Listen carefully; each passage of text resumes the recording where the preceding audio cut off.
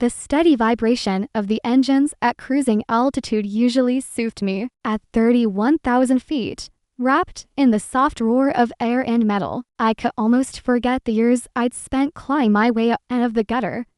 But that day, the sound felt like a countdown. I smoothed my navy uniform over my hips, adjusted the silk scarf at my throat, and checked my name badge out of habit. Clearer. 5 years. 5 years since I'd been dragged out of that dingy apartment by my mother-in-law, soaking wet, clutching a plastic bag of clothes. 5 years since I'd been told my husband, Ryan, had died in a fire so violent that there was nothing left to recognize. 5 years since I stood at a closed coffin and believed every lie his mother, Karen, fed me. 5 years since I went from a warehouse worker's wife to a homeless widow, dishwashing in a 24-hour diner, sleeping in bus stations, memorizing vocabulary flashcards on my breaks because I'd heard flight attendants could see the world and make decent money if they knew languages. And now, here I was, business class cabin, international route, polished smile. Clara, can you take care of 1A and 1B? They asked for black coffee, no sugar, my lead attendant, Naomi, said, snapping me out of the memory. Of course, I answered automatically. I set to porcelain cups on a silver tray, poured the coffee, and watched the dark liquid swirl. The rich smell of Arabica usually calmed me. Today, it only made my hand shake. Row 1, the very front. The we don't call it first class dash, but dash we dash all dash no dash it dash is section. I walked with the measured, graceful stride I'd practiced in the mirror 100 times. Seat 1A. The man sat angled slightly toward the window, eyes locked on a tablet filled with lines and graphs I recognized as market charts. Tailored charcoal suit, crisp white shirt, gold watch that probably cost more than my yearly rent. His hair was combed back with precision. Everything about him screamed money and control. Excuse me, sir. Your coffee, I said, voice professional, smile automatic. He didn't bother looking up, just gave a tiny dismissive nod. I leaned forward to set the cup on his tray table. He turned his head half an inch, just enough for the sunlight to hit his profile. My entire body went cold. The tray jerked in my hands. The spoon rattled against the cup with a sharp, humiliating clink. Same slightly crooked nose. Same tiny mole under the left ear. Same jawline I used to kiss before he left for his underpaid job at the distribution center. No, it couldn't be. Ryan Hale. Dead, buried, burned beyond recognition. I've been told. My lungs forgot how to work. For one awful second, all I could hear was the roar of blood in my ears. What are you doing? Are you trying to scald him? The woman in 1B snapped. She was young, impossibly polished, with the kind of beauty money puts a frame round. Diamond bracelet, designer dress, perfect manicure. The disgust in her eyes hit me harder than her words. The terror turned into something raw and feral. If this was a nightmare, I wanted to wake up. If it was real, I needed proof. My fingers loosened, almost by themselves. The tray tipped. Scalding coffee cascaded directly onto his expensive trousers, right across his upper thigh. Damn it, that's hot, he yelled, shooting up from his seat, grabbing at the fabric. The sound of his voice slammed into me like a truck. He looked straight into my face. Really looked this time, and reflex overrode whatever lie he'd been living. Claire, are you out of your mind? Silence dropped over business class like a heavy curtain. Not miss. Not my single quotes and double quote Tusclarer. My name, said with the exact cadence he used to use at 1 a.m. when he'd ask, Clara, can you make ramen? I'm starving. My throat tightened. Do you know me? I forced out, my voice rough and thin. For a heartbeat, naked fear crossed his face. Then it was gone. A cold, polished mask snapped into place. He flicked his gaze to the woman in 1B, his new wife, apparently, then back to my chest.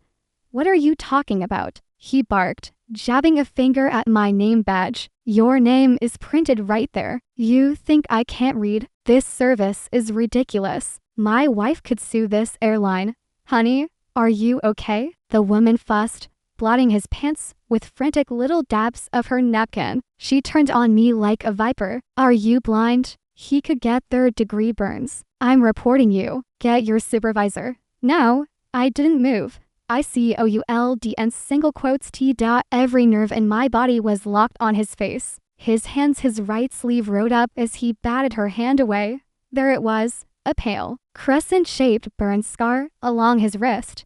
5.5 years earlier, in our cramped rental kitchen, a cheap pan of oil had exploded, splattering his arm. I remembered crying while blowing on it, apologizing because we couldn't afford proper mint.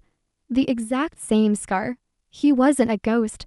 He wasn't a stranger. My late husband was standing in front of me in seat 1A in a suit worth more than our old car, defended by a new wife. I swallowed the scream clawing its way up my throat. I'm terribly sorry, sir. Let me get you a cold compress, I muttered, going into automatic training mode.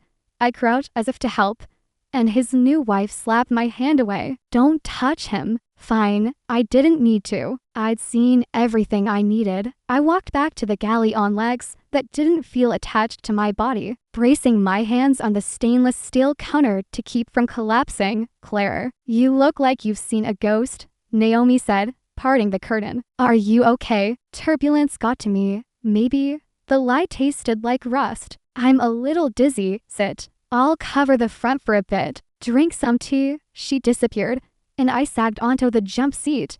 The moment I closed my eyes, the past dragged me under. It was raining so hard the cemetery dirt turned to red soup. I stood in a thrift store black dress that clung to my skin, shivering in front of a new grave. Ryan Hale, beloved son. The coffin had been closed, nails hammered in like punctuation marks. Don't you dare try to open it, Karen had hissed in the hospital hallway, her shrill voice bouncing off the sterile tiles. His face is destroyed. You want that to be your last memory? You want to have nightmares for the rest of your life? He'd die in an explosion on the interstate. That was the story. I'd been burning with fever in our apartment when the call came. By the time I got to the hospital, the body was gone. Papers were signed. Decisions already made. I'd believed her. I believe everything. Right up until we got back to the apartment. My suitcases were already on the front steps, half open, clothes spilling into the gutter. Karen stood in the doorway, dry under the eaves, eyes as flat and hard as coins. From today on, you're out, she said calmly, as if discussing the weather. Karen, Mom, Ryan was just buried. I stammered. This is our place. We are. She laughed, sharp and ugly. This lease is in my son's name. My son is dead, and he died young because he was unlucky enough to marry a barren woman who dragged him down. The words sliced me open. We were trying. Don't bother. She shoved my hand away when I reached for her. The insurance, the savings, the car, that's all mine now. You're nothing. You'll just attract more bad luck. Get away from my house. She slammed the door.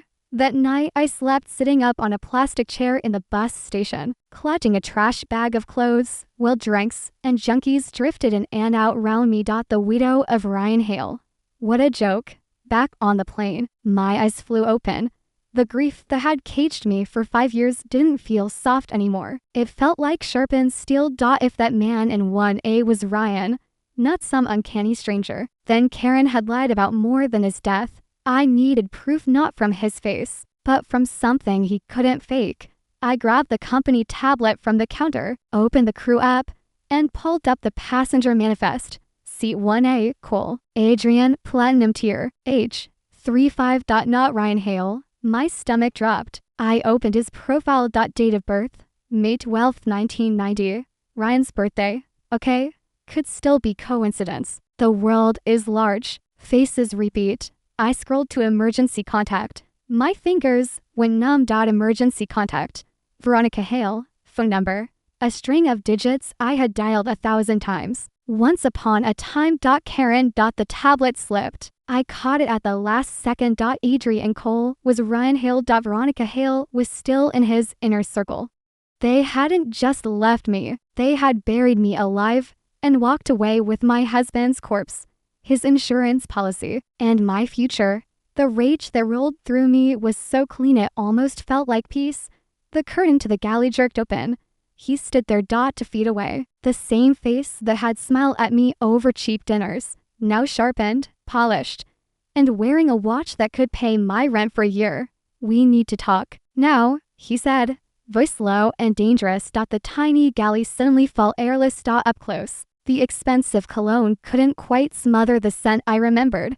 Sweat and engine oil from long shifts. The faint smell of instant coffee. Same eyes. Different man. "What do you want to talk about, Ryan?" I asked quietly. "The fact that you're still alive, or the fact that I wept over an empty grave for 5 years?" His jaw barely moved when he spoke. "My name is Adrian Cole. I don't know who you think I am, but I'm not interested in whatever drama you're trying to create." He leaned in so close I had to step back, bumping into the oven door. "Listen to me very carefully," he whispered. "You raised your voice once out there. Do it again, and I will have you written up for harassment, assault, and misconduct. You will lose this job. And from what I can see, this job is all you have." I laughed once, a harsh, humorless bark. "You really think I came this far just to be scared off by a performance review?" His eyes flashed. "Lower your voice."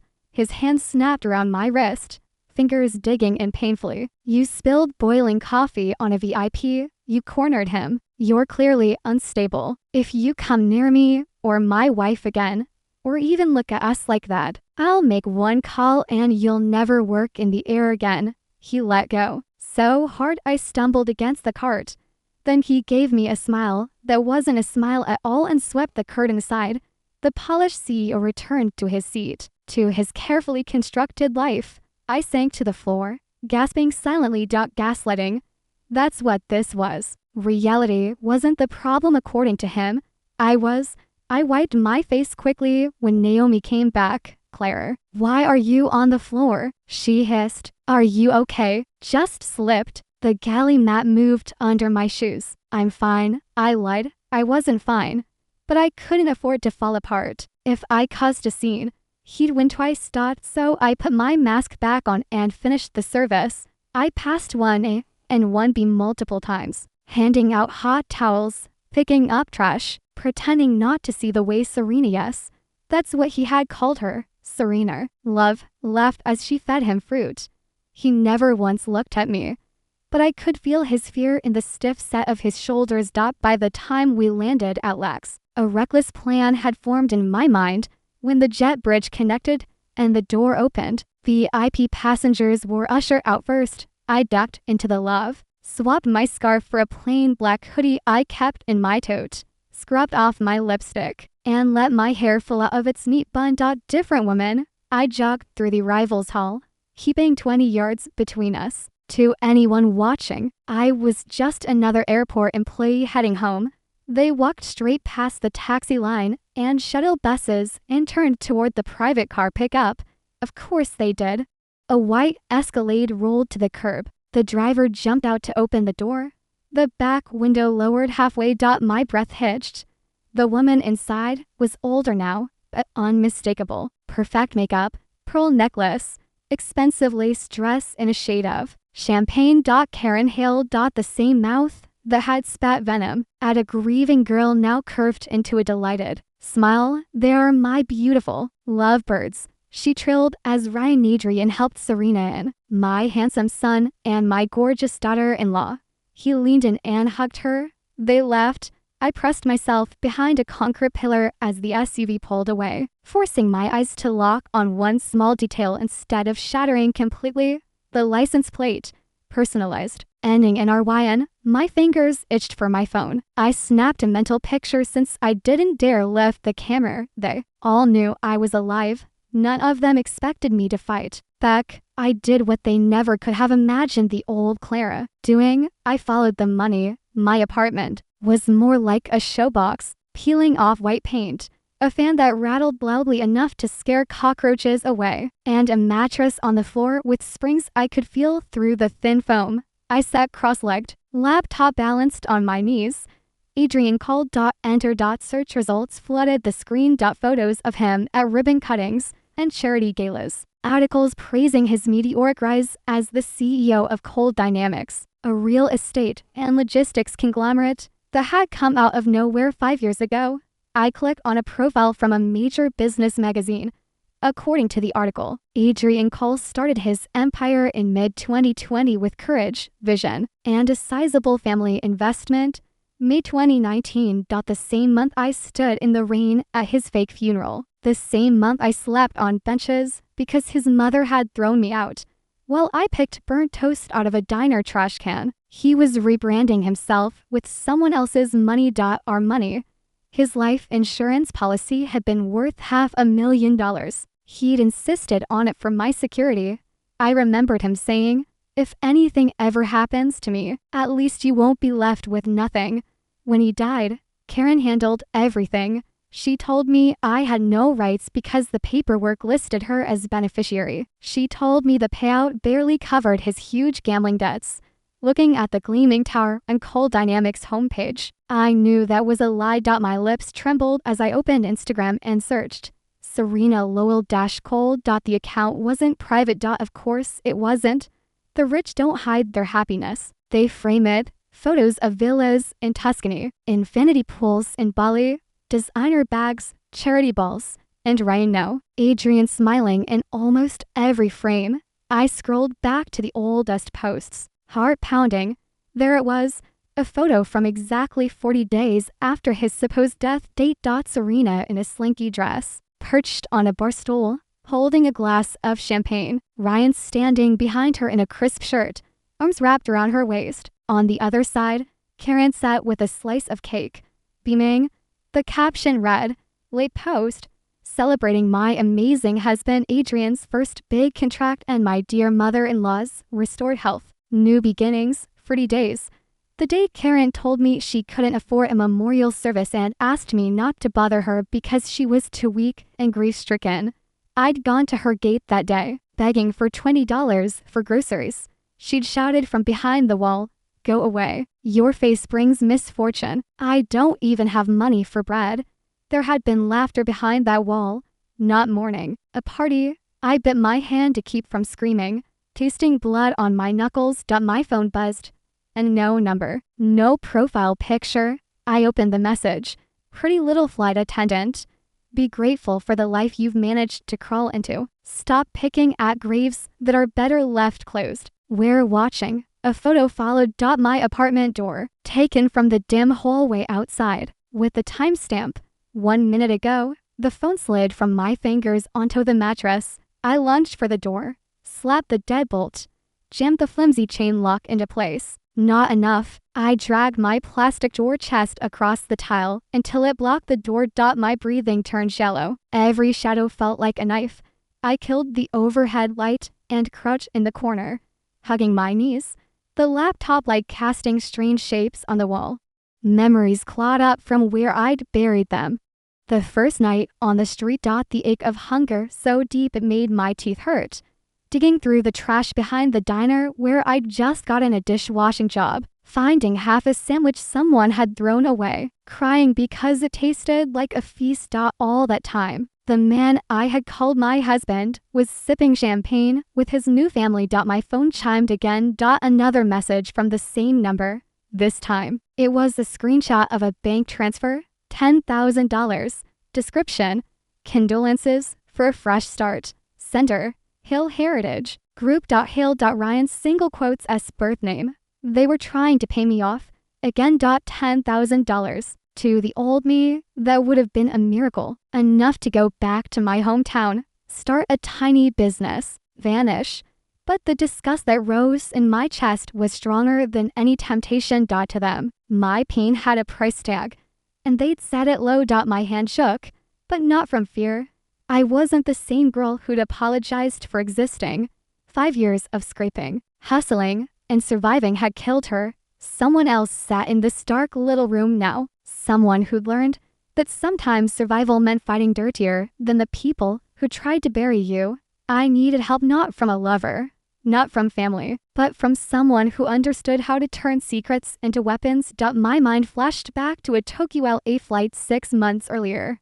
A frantic passenger had left his passport in his seat. I'd sprinted down the jet bridge, barefoot in my stocking feet, to hand it to him before security. Damian Reed. he'd said, laughing, tapping the front of the passport. Criminal and family law. If you ever need a good lawyer or need to make some very bad people regret their life choices, call me. Pro bono for the bravest flight attendant I've met. I'd laughed then and tucked his card away, thinking I'd never use it. Now I tore through my cluttered drawer, pushing aside old keycards and bobby pins until my fingers brushed matte black cardstock. Reed and Partners. Damian C. Reed. Ask. I dialed the personal number printed under his name, ignoring the fact that the clock on my laptop said to 57 a.m. 1 ring, 2, 3. Hello? His voice was thick with sleep. You do know normal people are unconscious at this hour, right? This is Clara, I said, the flight attendant who chased you down with your passport.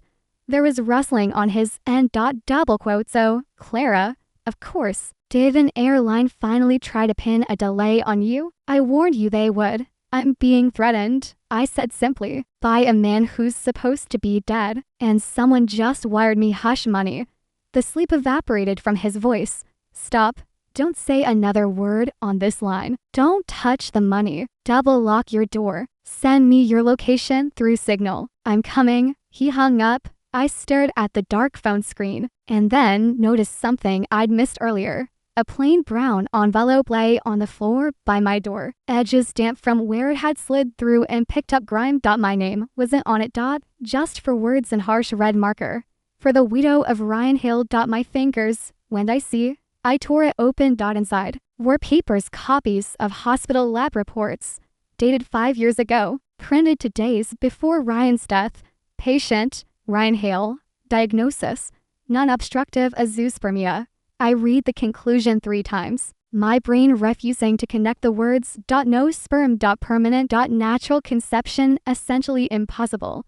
The room tilted. For 5 years of marriage, every time my period came, Karen had sighed theatrically and said things like, some women's bodies are just defective. She dragged me to herbalists, made me drink black, bitter brews that made me gag. She'd called me empty in front of relatives. Ryan had wrapped his arm around my shoulders at night and murmured, we'll keep trying. Maybe it's just not our season yet, while letting me believe my body was broken.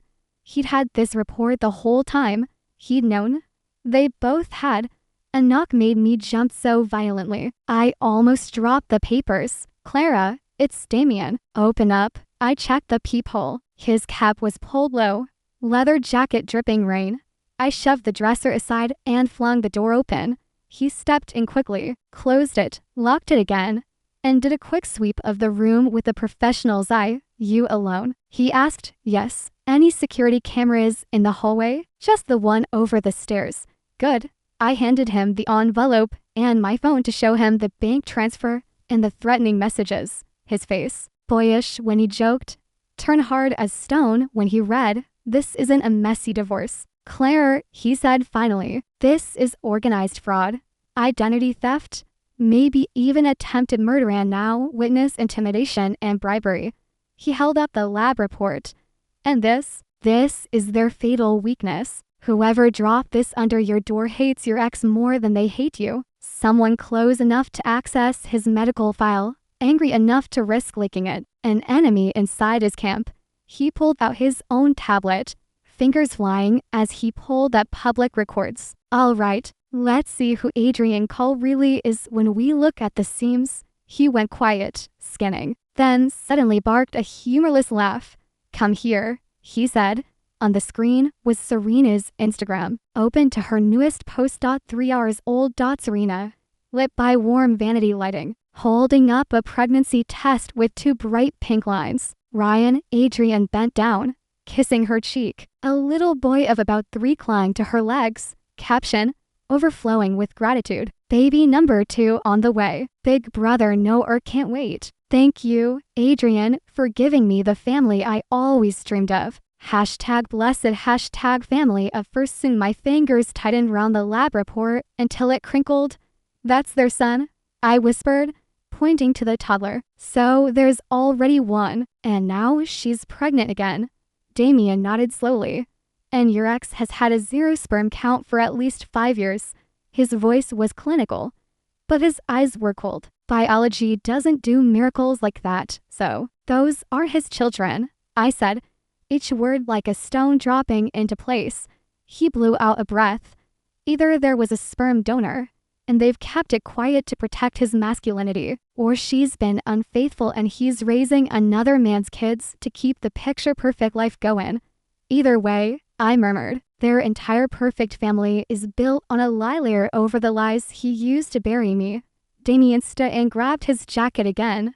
You're not staying here tonight, he said. Pack a bag, laptop, important papers, essentials, only what you can carry. We have a secure apartment downtown. My firm uses it for witnesses who've annoyed the wrong people. Where are we going after that? I asked, stuffing clothes into a backpack with jerky movements. We're not running, Clara, he said calmly. We're repositioning. Tomorrow, we verify this lab report with the issuing hospital. If it's real, congratulations. He held the paper up between two fingers. You're not just holding proof that he faked his death and stole your future. You're holding the pen that can blow up what he values even more than money, his pride as a man and as a family man. We stepped out into the hallway together. At the end of the block, just beyond the reach of the flickering streetlight, a figure in a rain poncho leaned against a pole, camera with a long lens hanging from his neck. He lifted a hand almost lazily in a brief salute. Even from a distance, I could see something dangling from his other hand, a tiny plastic flight attendant doll, with a red cord tied tightly around its neck. Damien's hand moved instinctively toward the small of his back where a weapon would be if he were police. But he was just a lawyer. The man in the poncho turned away and melted into the night. Get in the car, Damien said quietly. Now, 3 days in the safe house felt like both 10 minutes and 10 years. The apartment was high above the city in a secure building with keycard elevators, a concierge, and cameras every few meters. I slept without barricading the door for the first time in weeks, but my mind never rested. In the mirrored wall of the guest bedroom, I studied the difference between the woman who'd sat on a bus station bench 5 years ago and the one staring back at me now. I barely recognized myself. Damien had called in a favor from a stylist friend. My hair now fell in deliberate waves round my shoulders. Subtle makeup turned my eyes from tired to dangerous. The emerald green silk dress hugging my body was a rental, but it felt like armor. Ready? Damien asked from the doorway, leaning against the frame. He was in a charcoal suit without a tie, more relaxed than in court, but still radiating that sharp-edged focus I come to rely on. As I'll ever be, I said, slipping my feet into heels that made my posture straighter and my gait predatory. Serena has a standing appointment at that spa in Beverly Hills every Thursday at 10. He reminded me. We confirmed with 3 weeks of CCTV pulse. Today, she's going alone. Her husband is locked in meetings trying to figure out who sent anonymous condolence wreaths to his office and home. He gave me a small, wicked smile. Nice touch. By the way, a little psychological foreplay, I said lightly. His expression turned serious. Remember why you're going, Clara. Not to scream, not to accuse. You are going to become the one thing Serena doesn't have, a woman who listens. You want her secrets, especially one who fathered her children. I know, I said. I'll be her new best friend, the sweetest snake in the room. He corrected. I picked up the keys to the European sedan he'd arranged and the anniversary party. I asked, you sure it's on? Invitations went out last week, he said. 5-year wedding anniversary gala. Irony at its finest. They're celebrating 5 years of marriage under his fake identity on the same date you signed away all rights to marital assets under duress. I remembered that day vividly, sitting in a cheap law office, signing papers Karen's lawyer shoved at me while she hovered behind, murmuring threats about calling the police and accusing me of theft if I didn't cooperate. I hadn't known I was signing myself out of my own life. Now I was driving back in. The spa smelled like money, lavender, eucalyptus, and something softer, like burning cash wrap in silk. I sat in the VIP lounge, pretending to read a glossy magazine full of clothes I couldn't afford even on my new salary. The receptionist's tone brightened. Mrs. Cole, good morning. Serena swept in, pregnant belly just starting to show under a designer maternity dress. Her annoyance arriving a split second before she did. I specifically requested Meyer, she said sharply. She knows my skin. Why is she not on my schedule? I'm so sorry, Mrs. Cole, the receptionist stammered. Meyer called in sick. But this is just ruining my whole morning. Serena huffed, dropping her Hermes bag on the seat beside me with a thud. I turned a page, feigning distraction. It's the worst when your favorite therapist isn't available, I murmured, just loud enough. You end up paying to be annoyed instead of relaxed. She looked at me, scanning my dress, shoes, jewelry. Her expression softened. I had passed the unspoken test. I looked like her kind of people. Exactly, she said, rolling her eyes. And when you're pregnant, everything hurts. My back, my feet, my head, and my husband is too busy to care. I gave a sympathetic little laugh. The curse of successful men, I said. My husband's the same. I've stopped waiting for him to show up and learned to spoil myself instead. Her eyes lit up with recognition. Oh my God, finally, someone who gets it. She extended a hand. I'm Serena, Nina, I lied smoothly, taking it. I'd chosen the alias the night before. Simple and easy. My name badge at work said Claire Evans. But Nina wouldn't trigger anything in Ryan's memory if he heard about me from his wife.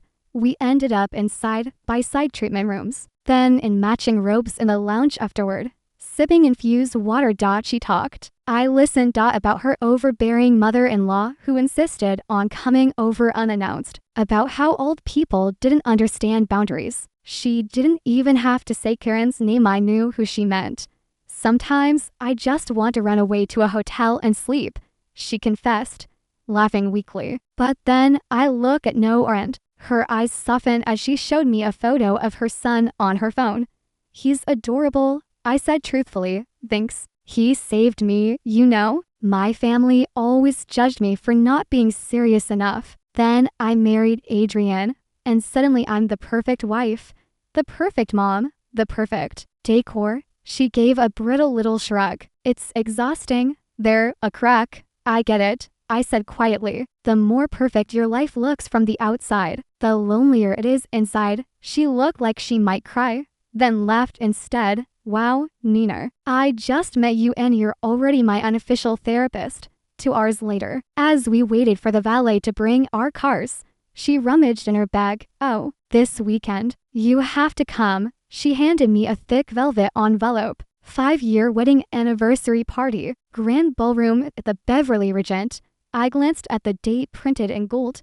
January 2 for th. My old life's death certificate. I'd love to, I said, keeping my voice even. But are you sure your husband wouldn't mind a stranger showing up? She waved the concern away. Adrian will do whatever makes me happy. Besides, he's been so tense lately, something about some crazy woman from his past harassing him. I think he's being dramatic, but a new friend at the party would be perfect. Please say you'll come.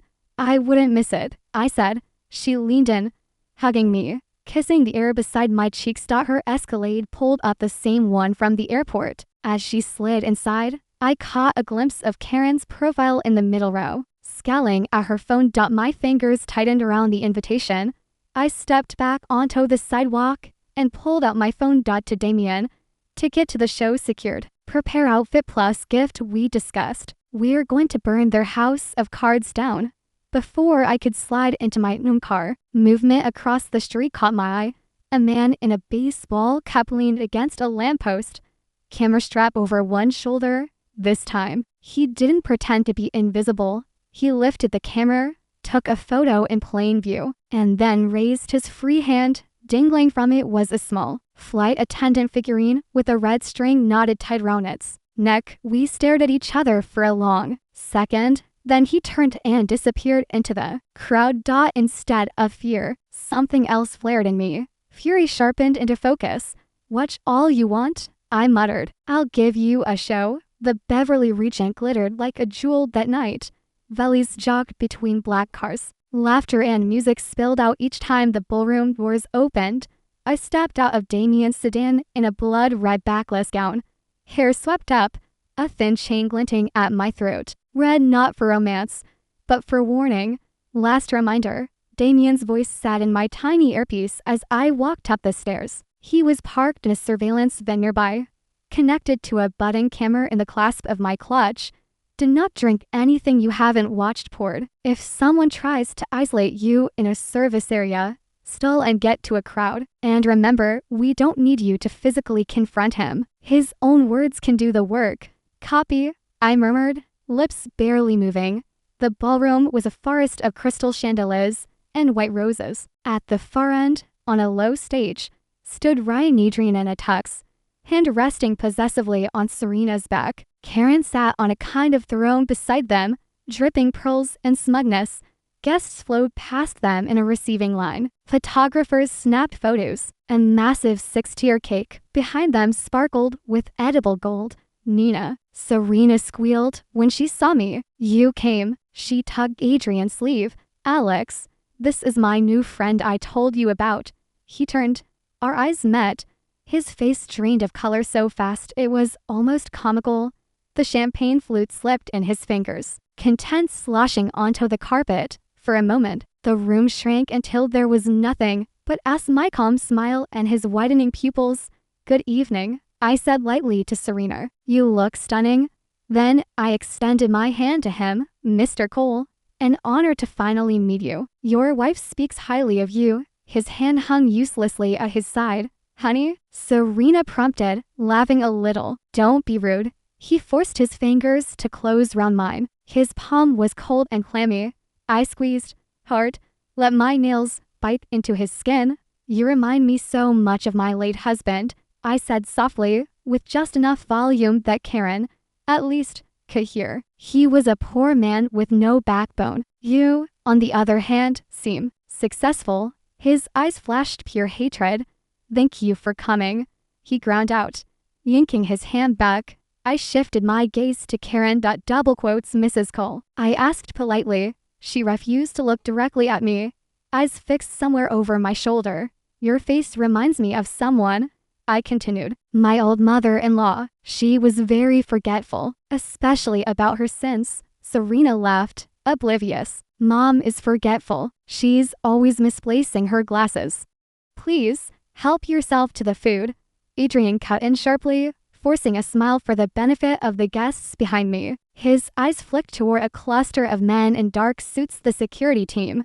Time to move.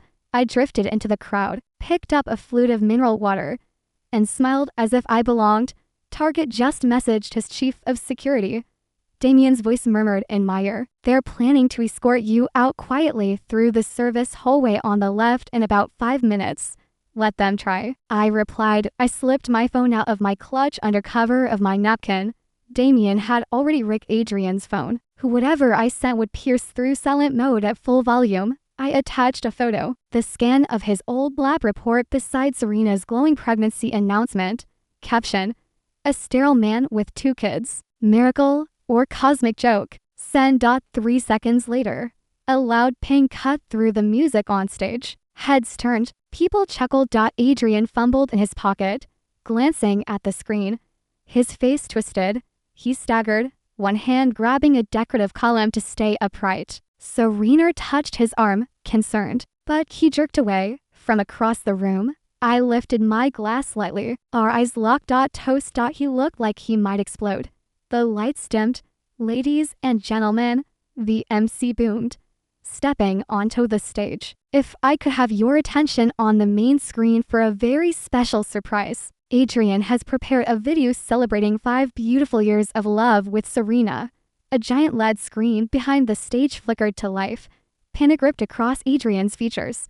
Nitrogen monoxide. He shouted, out of all proportion. He dashed toward the AV table. Turn it off. Stop the video. Conversations died mid-sentence. People stared. But the video was innocent at first. Photos of their engagement, their wedding, beach trips. No is first steps. Cheesy slow-motion clips set to a romantic soundtrack. Adrian froze mid-lunch, realizing he was making a scene over nothing. He turned his head slowly until his gaze found me again in the crowd. He knew there was more coming he couldn't see. I smiled. The waitstaff is moving, Damien warned quietly. 2 of security's guys just peeled off from the wall. They're heading toward your position. Time for gift number 2. Before I could answer, a waiter approached me, carrying an empty tray. Ma'am, he said softly, slipping a folded note into my hand while pretending to adjust the cutlery. His cap was pulled low. I glanced down. Come to the rooftop. Alone? I'll give you proof of who really fathered Serena's children. Tell anyone and this disappears. By the time I looked up, the waiter had vanished into the kitchen. Claire, the scream set up. Damien hissed. Do not go up there. Stay in the room where the camera is and witnesses are. If I can get proof, it's over. I whispered. You already have enough to bury him. I don't just want to bury him, Damien, I said quietly. I want to sold the earth. Before he could respond, I tapped my earpiece, killing the audio dot, and walked toward the emergency exit. The rooftop air was colder than I expected. Wind whipped at my hair, tugged at the skirt of my dress. The helipad lights cast a ghostly glow over the concrete. A man in a baseball cap and worn jacket stood near the edge, smoking. His back was to me. Who are you? I called, clutching my bag. He turned. Half his face was a map of old, burnt scars, twisted and shiny. But his eyes were familiar. Marca Diaz, Ryan's driver from his warehouse days. The quiet man who used to drop him home in a beat-up sedan, always nodding politely at me. Long time, Mrs. Hale, he rasped. Or do you go by Evans again now? My skin prickled. What are you doing here? The same thing you were, he said, tossing his cigarette, and grinding it under his heel. Looking for justice. He held up a thick envelope. You want to know whose children those are? He tilted his head. Look at me, Clara, really look. My heart stuttered. No, I whispered. Yes. His laugh was bitter. Serena was lonely. Adrian was always working late. Your dear husband knew he was shooting blanks. I was the one driving Serena to her charity luncheons. I was the one listening when she cried. The first time it happened, she was drunk and sad. The next times, not so much. He tapped his scarred cheek. When I said I wanted him to take responsibility, he had my apartment torched. I lost everything, including half my face. The fire report said faulty wiring, he spat. There was nothing faulty about the men who poured gasoline round my bed. He tossed the envelope at my feet. And there you'll find an author book's paternity test I stole from a clinic safe and plenty of footage Serena would never want on a big screen. Blow his world up, Clara. He deserves nothing less. My fingers had just brushed the envelope when the rooftop door slammed open with a metallic clang. 3 big men in suits poured out, flanking Ryan. He changed nothing about his appearance, but there was no Adrian coal polish left on his face. Just Ryan, Mad Dog Ryan. Well, look at this, he said smoothly, strolling forward. The trash decided to hold a class reunion on my roof. Marco stepped back, fear cracking his tough weight. And you, Clara, Ryan's gaze slid over me like a knife. Crashing my party wasn't enough. You had to sneak off to whisper in the dark too. He nodded once. One of his men stepped forward, stomping on the envelope, grinding it to pulp. You think you're clever, sending medical reports and reads. Ryan continued, voice rising. This life, my name, my money, my respect, I built it. You were supposed to fade away, like a bad dream. You mean like a wife whose body you left in an empty grave? I shot back, my own voice shaking but loud. You mean like a driver you tried to burn alive? His eyes went wild. Shut up, you're Ryan Hale, I said, stepping toward him. A coward who faked his death. Still $500,000 in insurance. And let your own mother throw me on the street while you drank champagne with your pregnant girlfriend. A sterile man parading another man's children as his own because you were too ashamed to tell the truth. Shut up, he roared. He lunged, hands closing round my throat. His grip was crushing. My heels left the ground. The world narrowed to his face, and the burn of lack of air. You ruined everything, he hissed in my ear. For 5 years, I had it perfect. A rich wife, a proud mother, respect. All you had to do was stay dead, but you couldn't even do that, right? I clawed at his hands, fingernails scraping his skin. Let go. I choked. He dragged me toward the edge of the rooftop below. The city lights look like a field of stars. The police will call it suicide, he whispered. Depressed ex-wife crashes her husband's party, then jumps. Tragic. No one will question it. No one questions me. I forced my lips into a smile, even as my vision darkened at the edges. You sure about that? I managed. What? Your party had a live stream segment? I wheezed. His brow furrowed. So, I whispered. You really should have read the tech writer. Below us, faint but growing, came the sound of chaos, screams, shouts, the crash of something heavy. On the ballroom's massive LED screen, the romantic montage had cut to black mid-song 2 minutes ago. In its place, a shaky, real-time feed from the tiny camera in my clutch, lying on the rooftop concrete, pointed straight at us. At my feet scrabbling for purchase, at his fingers crushing my throat, at his face contorted with rage as he confessed to faking his death and planning my murder. Every guest, every investor, every journalist in that room had just watched. His phone buzzed crazily in his pocket. Calls, texts, notifications erupting like popcorn. He jerked, instinctively letting go of my throat. I dropped to the ground, coughing, air scalding my lungs. The rooftop door slammed open again. This time it wasn't bodyguards. LAPD, don't move. A voice boomed. Damien stepped out from behind them, gun holstered but body tense. Behind him, a line of officers fanned out, weapons drawn. Ryan Hale, A.K.A. Adrian Cole. The lead officer barked, hands in the air. You are under arrest for attempted murder, identity fraud, insurance fraud, and multiple counts of conspiracy to commit arson.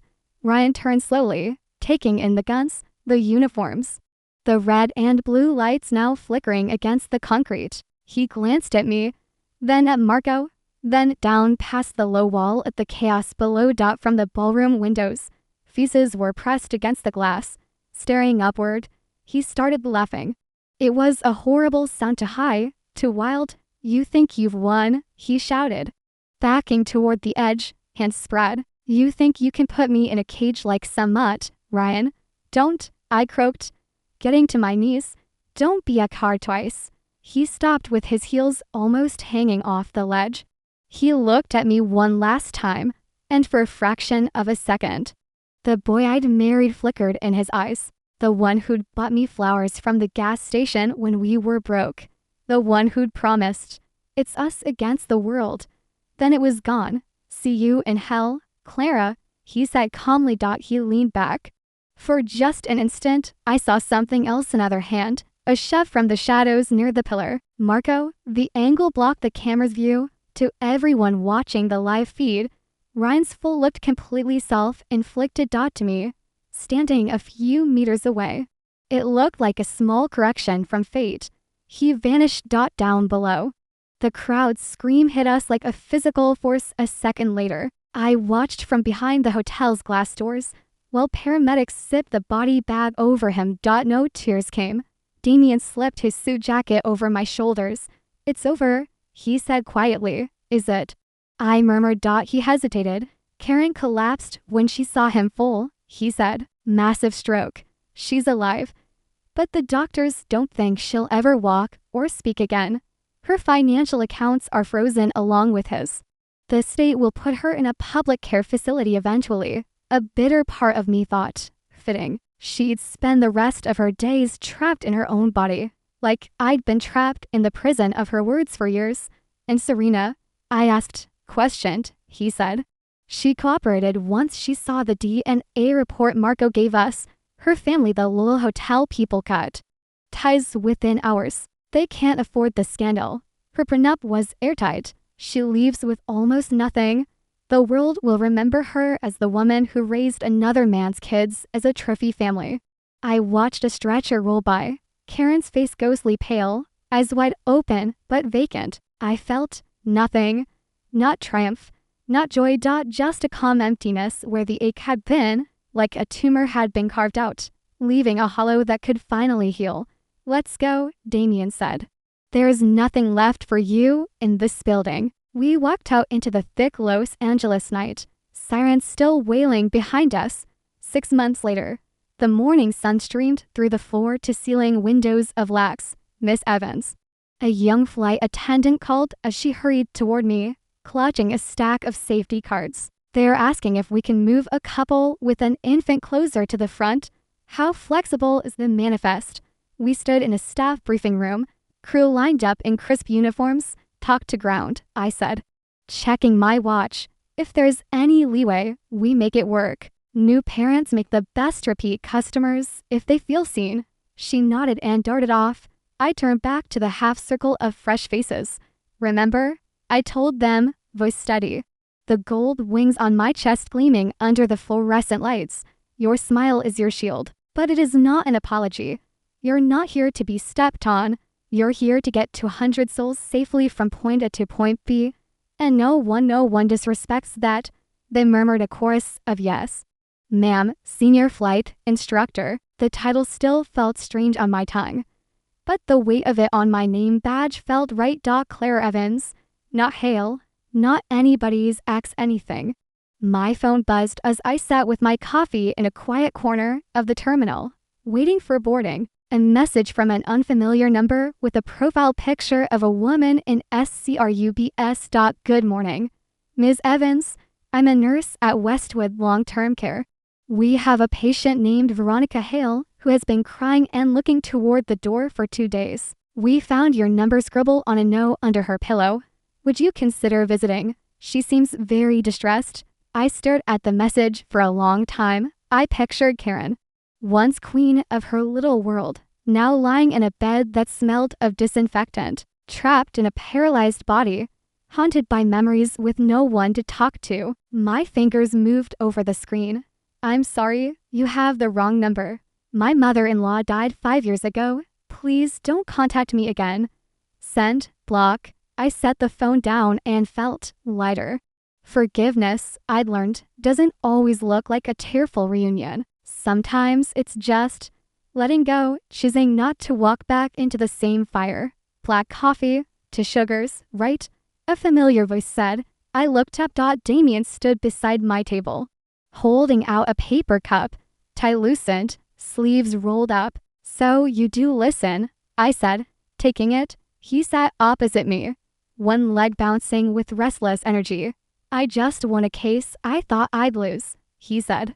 Judge practically scolded the opposing counsel like a school teacher. I figured I'd reward myself with a vacation. "Nice," I said. "Where to?" He tilted his head toward the gate. "Amsterdam," he said, "on flight for 17, which, if I'm not mistaken, has a certain intimidating senior instructor working it." I raised an eyebrow. "You booked yourself on my flight?" "Oh, absolutely," he said. "After all, I made a promise 6 months ago. I said I'd follow you wherever you decided to go, at least as far as the return ticket allows." He crept up my neck. I took a sip of coffee to hide my smile. The final boarding call echoed through the terminal. I stood, smoothing my maroon uniform skirt. He picked up my cabin bag without asking. "Allow me, Captain," he joked. I rolled my eyes, but didn't take it back. We walked toward the gate together. Through the glass, my aircraft waited, nose pointed toward the bright, cloudless sky. As we approached the jet bridge, someone caught my eye across the way. Near the arrivals hall windows, a man in a cap, leaning casually against a column. He lifted a hand in a small salute. Marco, he was free. The DA hadn't been able to tie the arson attempt on him, and the footage from the rooftop had shown nothing but Ryan's own final decision. Marco held my gaze for a moment, then turned and melted into the crowd, as if he'd always been just another traveler. Only he and I knew that when Ryan hesitated on that ledge, there had been a faint shove from the shadows. The camera hadn't seen it. The world never would. Some people would say that made us just as bad as him. I didn't agree. Sometimes justice needs a push from a hand that's not clean. Sometimes the scales won't balance until someone is willing to stand in the gray. I slipped my arm through Damien's. "Ready?" he asked. More than ever, I said. We stepped onto the jet bridge behind us. The door to the terminal swung shut with a soft hiss, sealing the passed out. Ahead, the sky waited wide open, bright, and finally mine.